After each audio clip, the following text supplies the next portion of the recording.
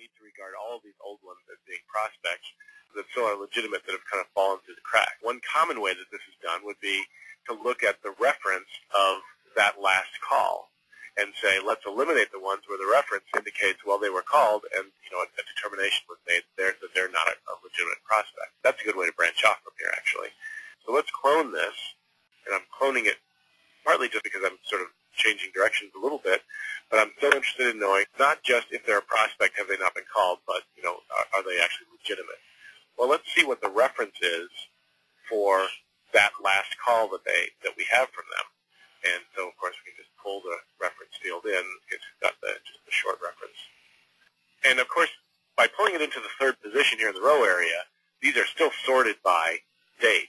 Probably it would make sense for me to just instead have my references sorted by the actual reference value, because otherwise I have to go through them one by one. And this is not such a big deal because it's a fairly small number of them, but it could have been hundreds of thousands if you were looking at a real in-production database. So from here, I'd probably want to do is say the ones that are blank, obviously they were never called, so there is no reference. So let's just take the year and month out of there, and that gives us a nice categorized, sorted list of the actual references that are in the database here. From here, I can go down what the references are, and I can determine, which of these are ones that actually disqualify them as being real prospects. And other ones I'm actually seeing, because remember, this is the last real activity with them. The reference should reflect, if they're legitimate, it should reflect something that kind of suggests that.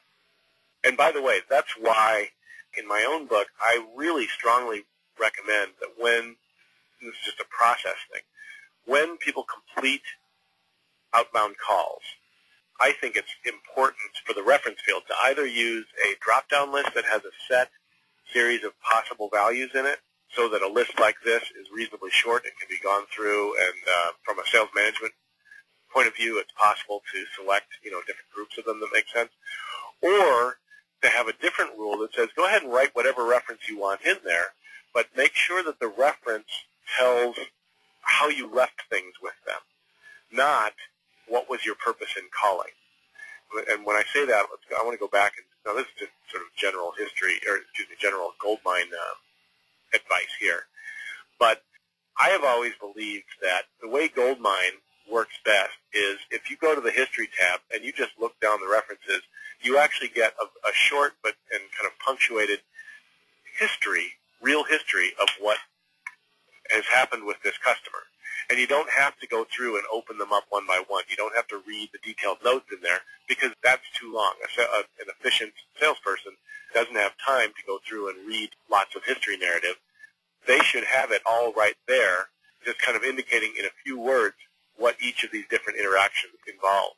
And if they keep that in mind when they complete calls, when they complete emails, when they write emails, actually, and those emails have subject lines, and those subject lines wind up here as well, they actually can get a pretty good idea of what's going on with them, so that at most they might have to open the most recent one to see what's going on with that one, but they don't have to go digging through a lot of history. That's, I think, really good practice in goldmine, and it really contributes to good reporting as well on the back end. So with that, I'm going to come back to the report again and look at the references. Now, it looks like we've got different kinds of references here in our demo database. Some of these actually do indicate, okay, discuss pricing options. Well, if they discuss pricing options with someone, hopefully that reference actually gives you enough to know that if you're in the practice of when someone says, oh, we're not going to buy from you, that really would be the reference there, so that you'd have kind of a definitive sort of capper on that relationship that shows up in the history. I don't see any here that immediately tell me, eliminate those.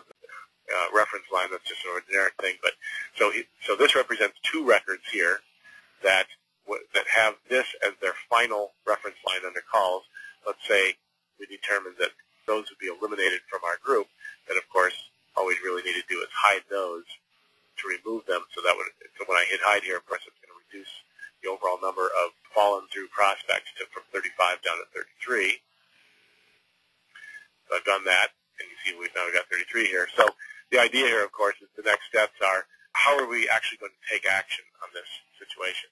And the logical action would be go and make a goldmine group probably of these and assign that group called by somebody,